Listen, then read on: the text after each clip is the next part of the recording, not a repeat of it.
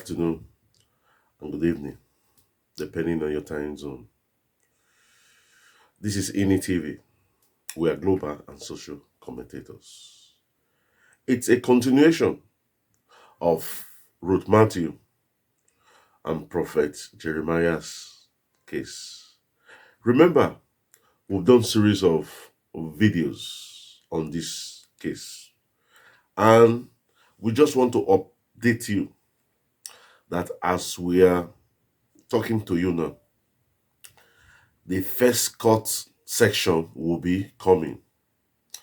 Bisola and others have taken Jeremiah to court because of the case of this missing child.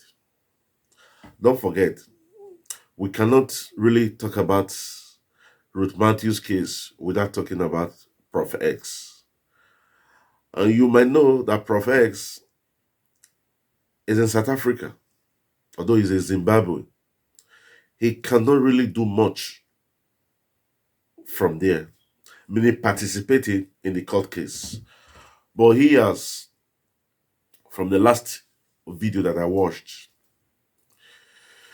he has dropped 5 million naira on the table for whoever has a clue, for whoever has a concrete reason, for whoever has a positive information about how or where the missing child testimony is. I commend him. I say, bravo. He has to do this because it looks as if the only hope that we thought would be able to help in this investigation was the CCTV camera.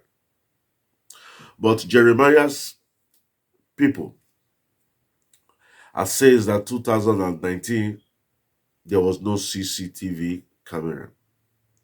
It's a little bit confusing. They said there was no CCTV camera. But these same people in Brekete Show said on that day the CC camera spoiled. Time is not on a roadside because 2 years is a pretty long time. They could argue, even if the CCTV footage is there, that after some certain time, maybe 6 months or a year, it will be discarded, the information, automatically. I think it should be 6 months. Coming to a dead end. So, Profex has put 5 million naira on the table for whoever can give him and his crew on the possible information how to get to this child. A lot of people still think this child is still alive. But I am a little bit confused. Like the last video I made, I asked a lot of questions. Even today, I'm still asking questions too. The day the child got missing, that Ruth Matthew cannot find the child, was that the first day he had a conversation with Jeremiah? Has he had previous conversation with Jeremiah? And if he had, where? Is it in the Jeremiah's housing unit or the church? And who were there when this conversation was going on?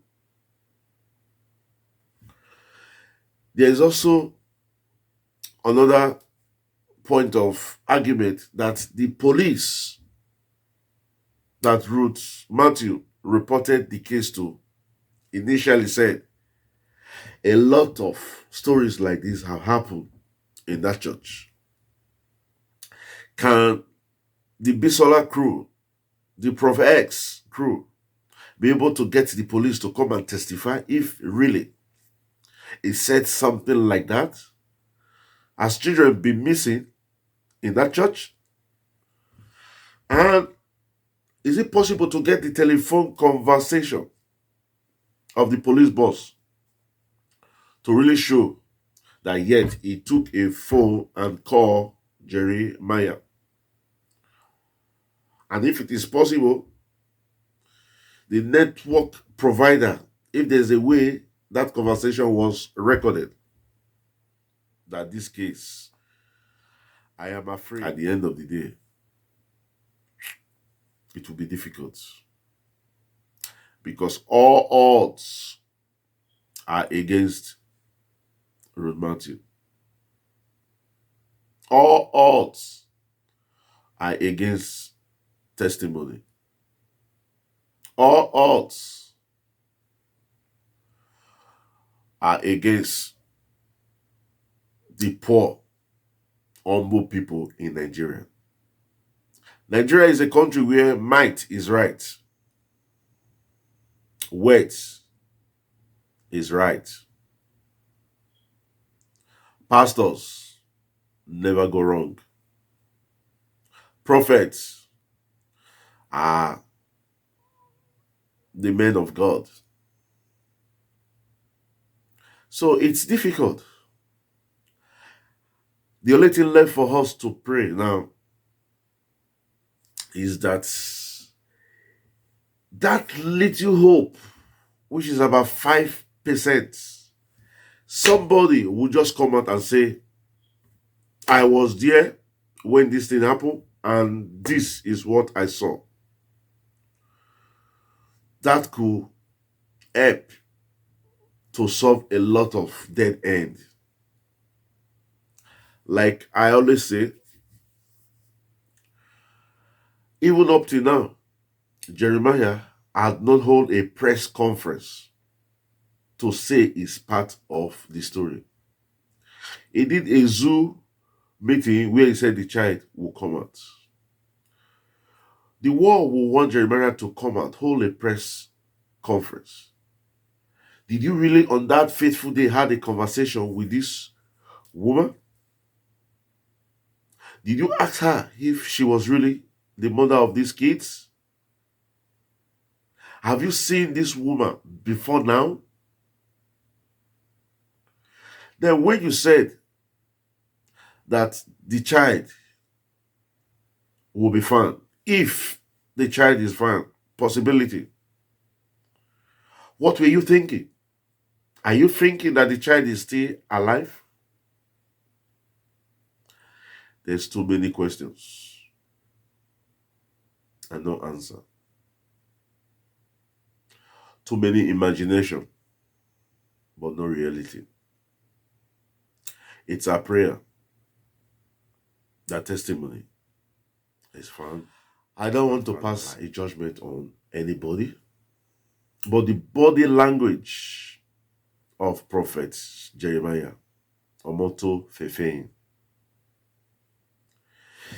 give us the suspicious mind that he has or he knows something about the kidnapped child or the missing child. For example, those two women that came into the church and begin to ask, are they members of the church? Were they in that church for the first time? How come they spoke to the lady and the lady spoke to them as if she has knew them before? Like I said before, many questions and no answers. We'll just keep our fingers crossed. April, mid-April, that's when the case will be coming up. And we'll hope that God make a way. Because as I am concerned, this is a very complex case. Even the FBI will sweat to solve this riddle. And from we here, we'll say, this is Initiative. We are global and social commentators. If you're the first time of watching our video, we'll ask you to please subscribe. And after you subscribe, drop a comment. It's important that we know your point of view and the way forward. Like the saying goes, it takes two to tango. And if you are our returning subscribers, we say thank you, and thank you. We love you, but God loves you most. And like we always say in this channel, stay calm, stay blessed, and stay safe. We'll catch you when we make another video. Until then, we'll say adios, chooks, au revoir, bye bye, hasta la vista.